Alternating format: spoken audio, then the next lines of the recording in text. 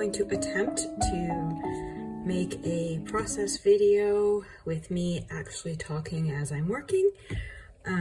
We'll see how that goes. I have been commissioned by a friend to make a sort of memory book, and she recently lost her pet. She had a cute little squirrel, and she wanted to make a memory slash photo album to keep all of her things from her squirrel. So I decided, she asked me if I could make it for her. So she told me that her images are 4x6 images. So the first thing I did was make a template of the equivalent of 4x6 images. And I found that just using a piece of A4 paper, the image wouldn't have stayed on without trimming. And so in order to make sure that even when the paper is folded in half, if she puts the image in a landscape direction, I wanted to make sure that it would still fit on the page. So I found a piece of scrapbook paper like this, and found that it folds perfectly and that the image will stay on. So what I've done in preparation for making this mini memory book is I have gotten some packaging paper that I have still from my move back in the day, and it's already fairly thick, but I glued two pieces together of each, just with a glue stick, because I'm going to sew around the edges and do any decorating beforehand. So yeah, I glued them together and I pressed them overnight under some heavy books. So these are already thicker, and I've also got, I pretty much gathered everything I could find that was like squirrel themed, or, you know, had some sort of that squirrely thing to do with it. So this, because love, and this worked well. I also found this one with little acorns on it, since her squirrel absolutely adored acorns as a snack. I have this scrap of half-used stuff, which was part of the same set, so I thought that would work nicely. Another scrap here.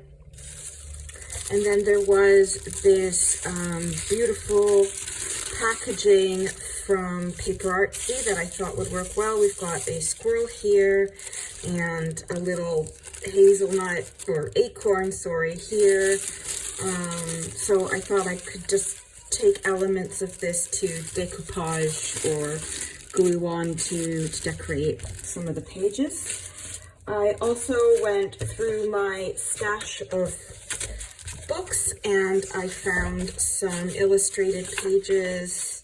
That's not a squirrel. This one's a squirrel, and this one's a squirrel to make tucks and little, I found some pictures, and there's another one here, just to make some little tucks and journaling cards and stuff so she can write down her memories. And then I have this vintage fairy tale book that has, well, this beautiful illustration here with the squirrels here, and in the back here and here. So I'm going to probably photocopy some of these bits so that I can use all of them. Since this is a gift and I'm not selling it, I think we're okay. These were done in 1963, so I'm hoping that I will still be okay for copyright, as it really is. It's just a gift for my friend. But these are absolutely gorgeous, and I can't wait to use some to take apart. But because I want both sides, I will be doing some color photocopy on that. So yeah, I've been studying how to make this because I didn't think that traditional junk journal style would quite work. So I studied a little bit and went online, and I found Chanel Lee from Bitter Melon Bindery, and I'll link her channel down below. And she's recently posted a video where she tries out this kind of new invented type of binding that is based on Hetty Kyle's accordion concertina binding, and she mixes it together with a French link stitch, and it seems to create, and then she binds it, I think, in a case binding, and it seems to create a nice solid type of binding for the book itself. It lies flat because of the French link, and it has that wedge shape where the spine is a bit bigger and it tapers out like this, so that there's plenty of space for it to be filled with photos and other bits without making the book have like a gator mouth.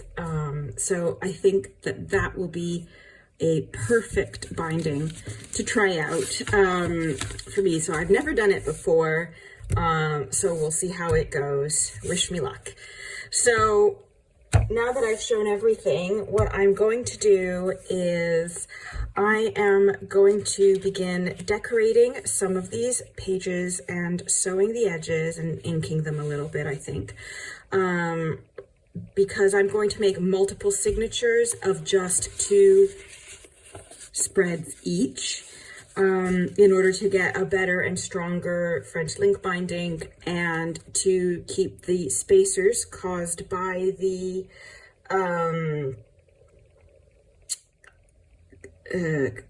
accordion fold, to get those spacers to give as much gap as possible and create that nice wedge shape that I'm actually after this time around. So let's begin.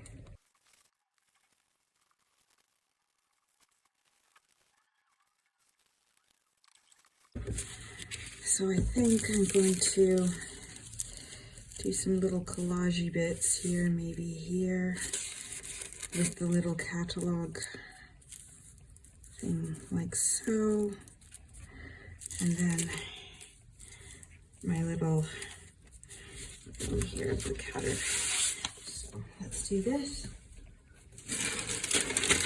I love using serial liners. They're just so versatile in everything. Okay.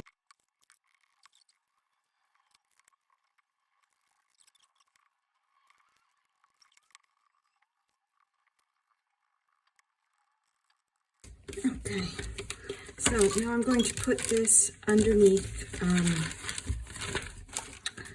some heavy weight with the plastic and leave that to dry flat as much as possible so that it doesn't bubble. Okay, so while I leave that to dry, I think I'm going to just ink some of the edges of the other pages. I'll use both colors. They're both really drying out, so I do kind of have to spritz them with some water until I can afford to get some new ones. But yeah, I'm just going to do some classic inking of the edges on both sides. Just to give the pages a bit of a slightly distressed look.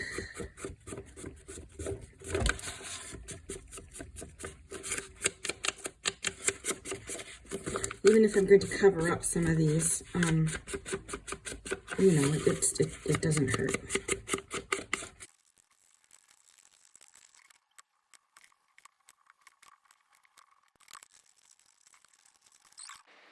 So here I decided to do a little bit of watercolor painting on my collaged paper, as well as some more watercolor painting on some of the photocopies I made, because the ink in my printer was running out and I didn't want to have to go out and have them copied by somebody else. So I just used some watercolor to add back in some color and tone down the kind of orangey flare that my photocopier had left on the photo paper. So after everything was all painted and glued together, I folded up the pages for my signatures ready for sewing, and then decided that while I was sewing, I was going to sew in any tucks and, corners, pockets, etc. In. So here I decided to start working on making those tucks and pockets that I wanted to add to some of the pages in my journal.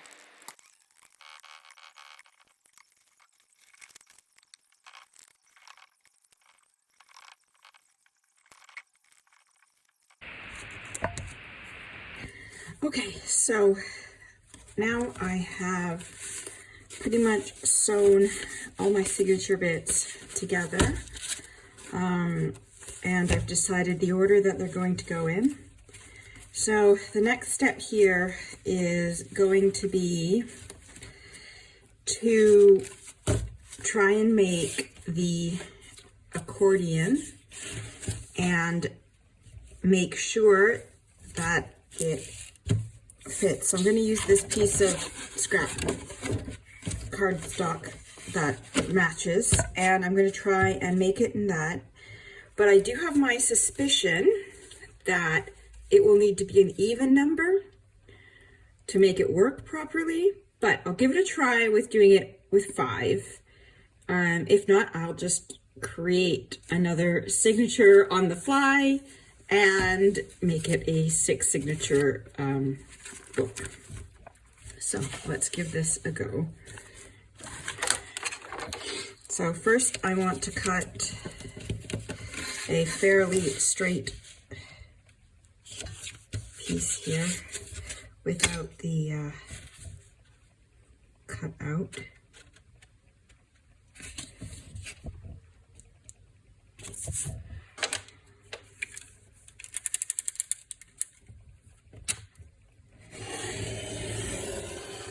Okay.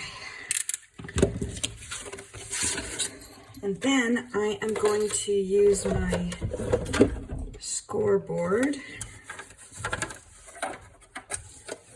You don't need to use a scoreboard. You can just use a ruler and a scoring tool, or you can just hold it. But I'm going to attempt to do every 1/2 inch.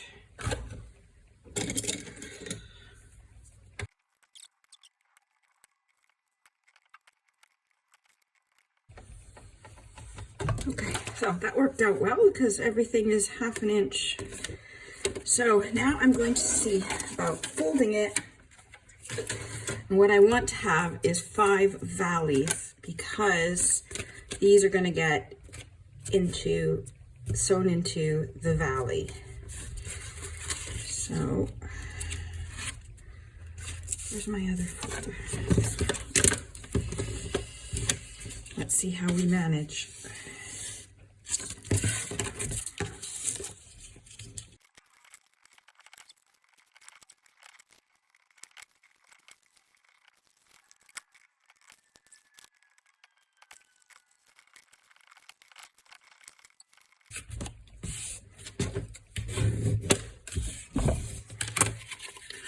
One, 2, 3, 4, 5. Perfect.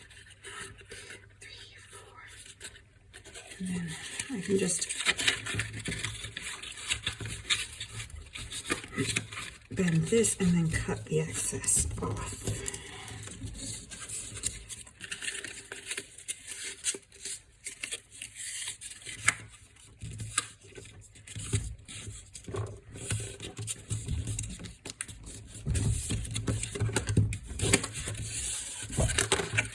Okay, so I have 1, 2, 3, 4, 5 valley folds here. I'm going to cut off this one.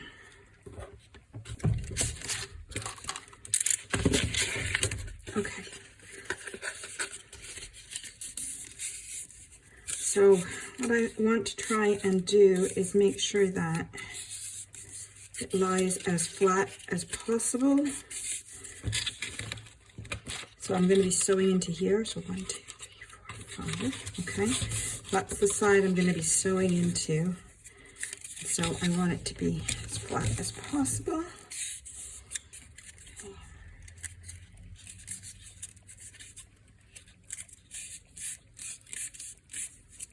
Okay, I think that's all right. And now I'm going to make a template, and I am going to begin doing a French link stitch to sew these together. So what I want to do is I want to do the 2 kettle stitches here, and then I think I'm going to do 3 sets of smaller French link stitches so that it's all really secure, because it's going to be filled with stuff. So I don't want it to fall apart, and just double checking the size and everything looks good. So I'm gonna make my template now, and then I will begin sewing.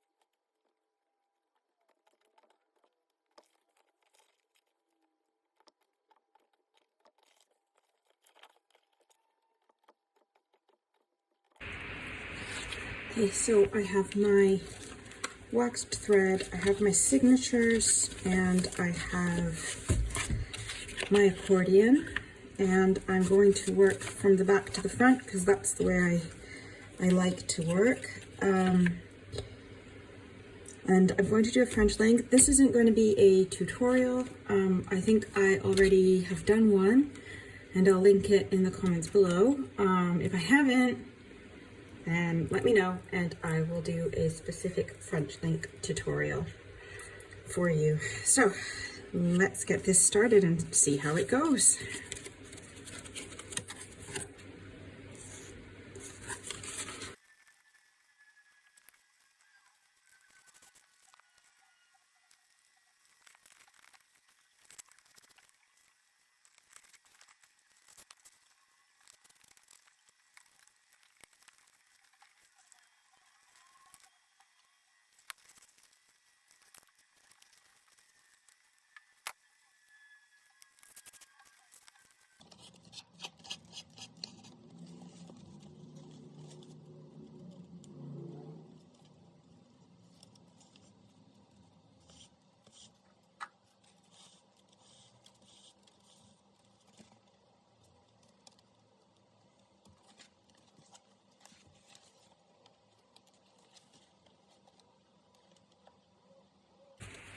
So now I've finished binding everything together, and this is the final result. You can see that there are the little dividers and spacers between each of the signatures, and that everything lays nice and flat. So now, because this book is going to be cased in to a hardcover, I have to do some more strengthening and reinforcing of the spine. So in order to do this, I'm using my homemade book press to hold everything in place. You can see that I've put some blotting papers on both ends because I'm going to basically now be gluing it adding some tissue paper and then a mull on top to make sure that it's nice and strong and that it doesn't slide around and, you know, fall out or anything when the memorabilia is added to the actual book. So now the text block is complete. I forgot to record, but after I put the tissue paper on, I trimmed it off and added this cheesecloth that's going to be like my mull, so it's going to be another protective layer, and it's going to go underneath the end papers and attach to the cover. So now I want to make the cover, and so I have this good strong piece of cardstock, and that's just the right length for my spine. And then I have I found this actually in a recycling bin. Someone was throwing away a perfectly empty agenda diary, and these covers are just the right size. So what I'm going to do is take this apart. I'll keep the text block because I can use the papers, and I'm going to take this leather covering off and reuse it for something else, and just get to the book boards so that I can do them how I want them. So let's see how that plan works. The first thing I want to do is take the text block out of here.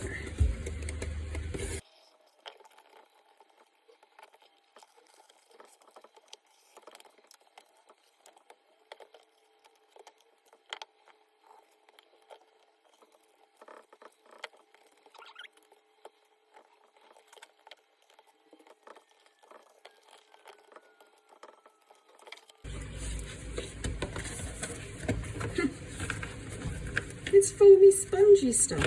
Who knew? That's how they make them soft.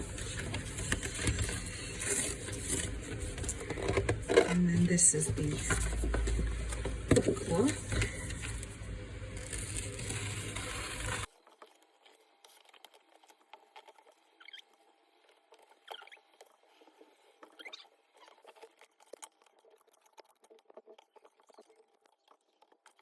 So after I removed the book cloth and the foamy stuff, I trimmed down the sides of the pages, making them nice and straight, getting rid of any excess bits.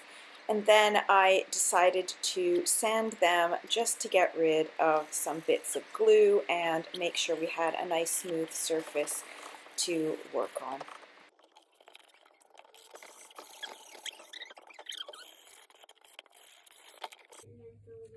So having prepared the boards, the front and back cover, it's time to work on the spine and do a practice test run on casing in the book, which is something that I will now do forever and always because it was a huge time saver and stress saver.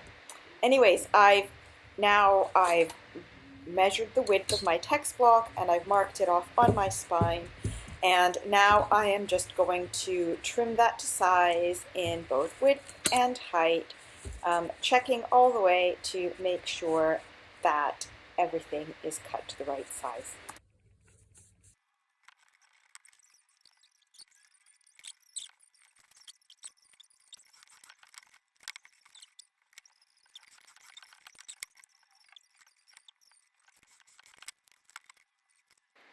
So now that everything has been cut to size, it is time to do a test bind, which I learned again from Chanel Lee on Bittermelon Bindery channel.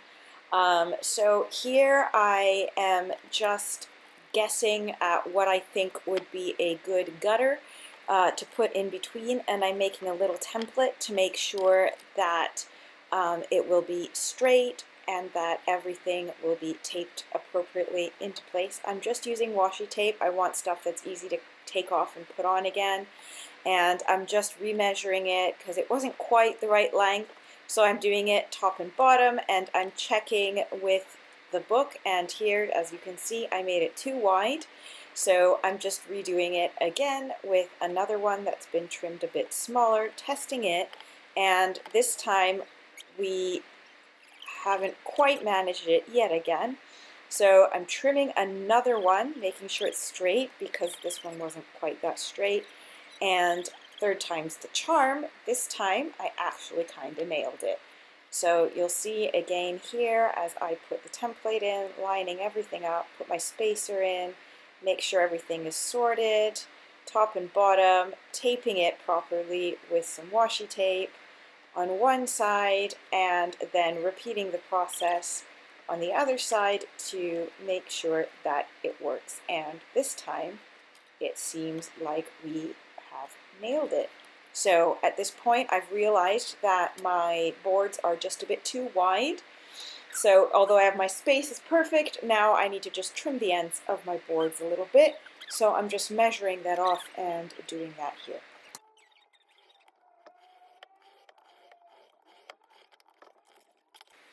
So with everything trimmed and tested, it's time to put my cover cloth on. I decided to use wallpaper actually for this. It's a wallpaper sample. And so I've just glued on using PVA glue on one side. I'm mitering the corners, and then I am just going to glue in and fold the edges, making sure that I mark the creases with the bone folder so that the book will fold much easier for opening and closing. So I'm making sure I've got the edges really well, and I am just pressing everything in. I made a slight mistake, you can see in the top left corner there, and in this one here I'm cutting the edges, but it still looks good, and now I've just pressed it to make sure it all sticks flat. So with everything all pressed and ready to go, it's time to add the final bit of decoration on my cover, and I've just decided to cut this piece of that magazine to size and just glue it on. I'm keeping it quite simple and letting it kind of speak for itself because it is a memory book and she can add whatever she wants to it. So here I just cut it, inked it, and then I'm gluing it on, and then I'm going to press it again to make sure everything sticks really, really well.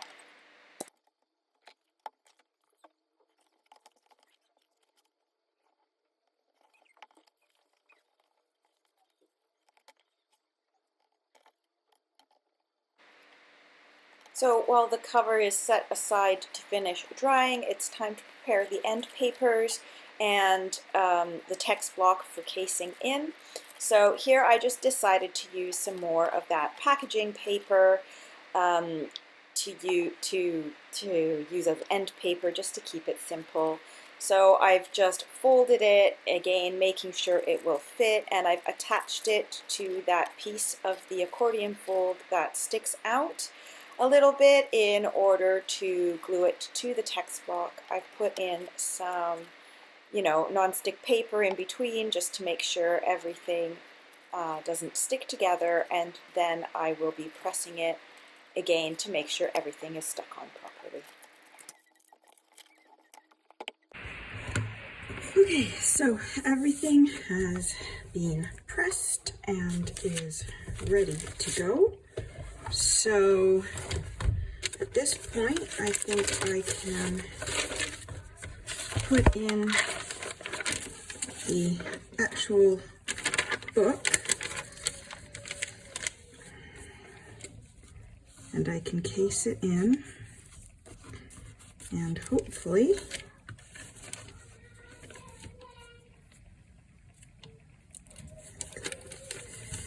everything will work as it's supposed to. So I'm going to first glue down the fabric,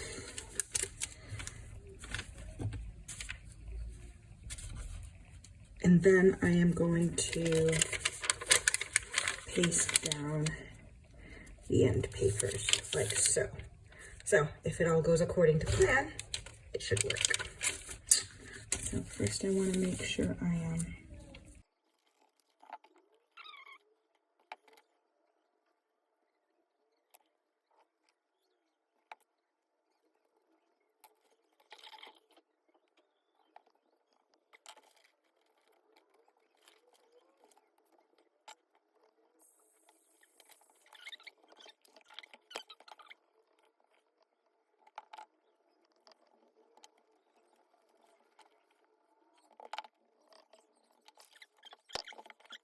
okay, so they seem to have attached appropriately. So now it's time to try and do the end page papers and see if I can get them to work.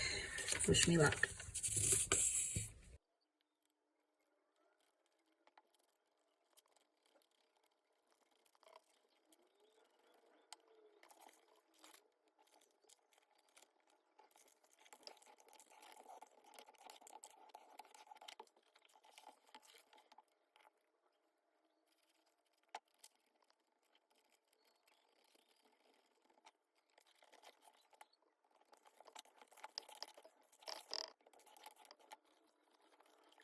So now I'm going to put this in my book press overnight and make some decorations, and then I will do a full flip through. So take a look and see how it comes out.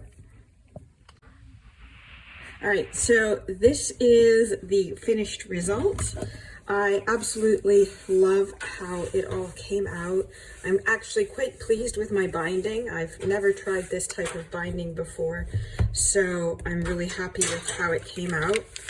These are the end papers. I've made a little envelope with name, a little dangle there, and that way she can just put other bits and stuff like that in there to remember them by. Okay, then I've left lots of blank pages for adding and journaling. I made a little envelope here with a little piece of paper that she can add notes to.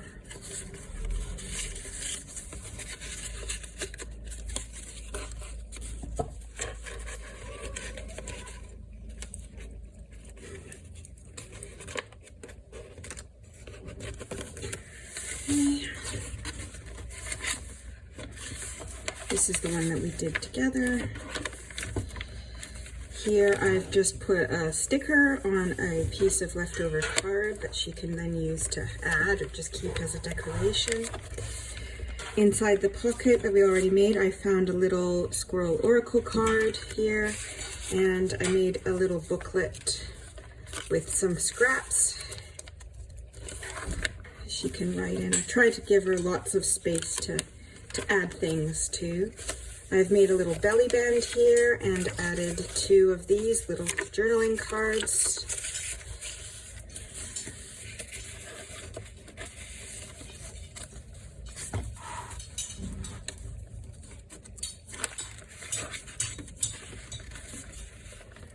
Okay, and in this pocket I made a little folio, and out of one piece of cardstock.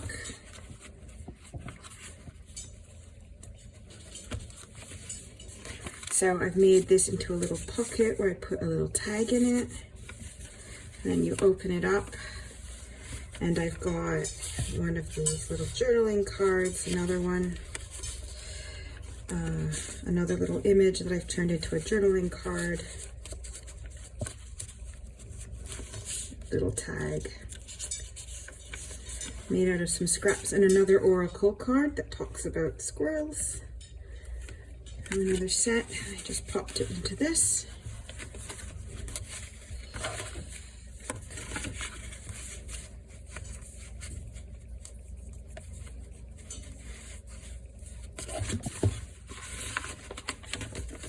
And there's that image there.